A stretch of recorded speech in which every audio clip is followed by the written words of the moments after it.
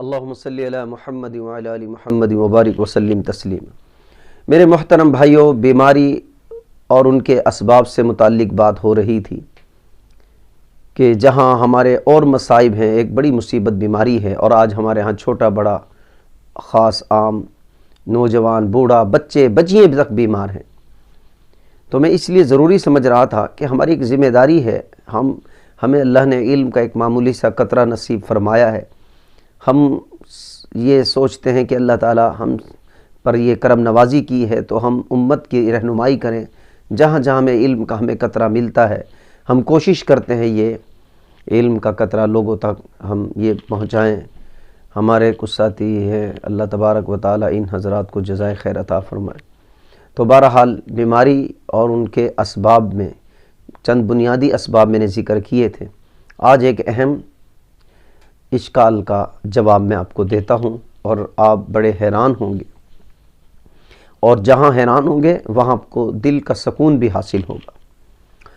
ہمارے ہاں ایک آدمی یا کوئی عورت بہت عرصہ بیمار رہے، بہت عرصہ 10 سال 20 سال 15 سال 25 سال بیمار رہے، اور پھر بقضاء الہی وہ فوت ہو جائے تو پیچھے لوگ چہمگوئیاں کرتے ہیں، باتیں بناتے ہیں کہ بھگت کر مرا ہے، جی بھگت کر مری ہے، بڑے گناہ تھے اس کے اس لیے مرے ہیں وہ۔ اب لواحقین پریشان۔ ہمارے ہاں ایک صاحب تھے، ہمارے شاگرد کہنے لگے کہ ہماری والدہ 20 سال بیمار رہیں، لوگ کہتے ہیں بھگت کر مری، ہمارے دل کو بڑا دکھ ہوتا ہے۔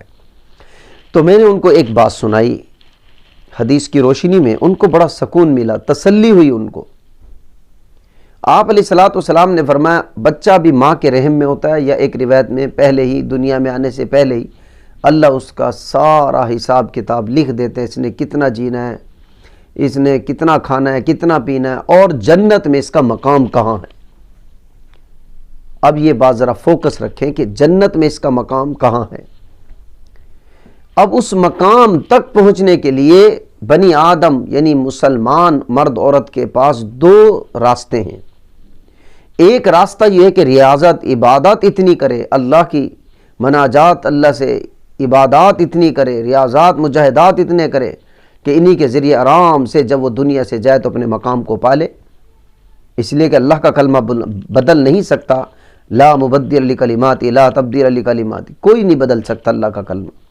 اب اس مقام تک پہنچنے کے لیے ریاضات کرے، عبادت کرے، مجاہدات کرے، ذکر اذکار کرے، متبع سنت ہو جائے کہ ایک ایک لمحہ ان کا قرآن و حدیث کے مطابق ہو، ایک ایک لمحہ قرآن و حدیث کے مطابق، ایک ایک لمحہ قرآن و حدیث کے مطابق۔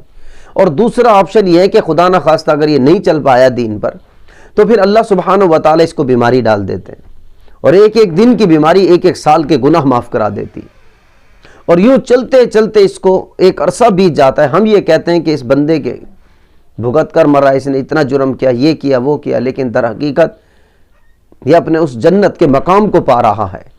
اب چونکہ ریاضات عبادت ہو نہ سکی تو اللہ بیماریاں ڈال ڈال کر ان کو اس مقام اور نہج پر لے جا رہا ہے تاکہ یہ جنت میں اپنے مقام کو پالے۔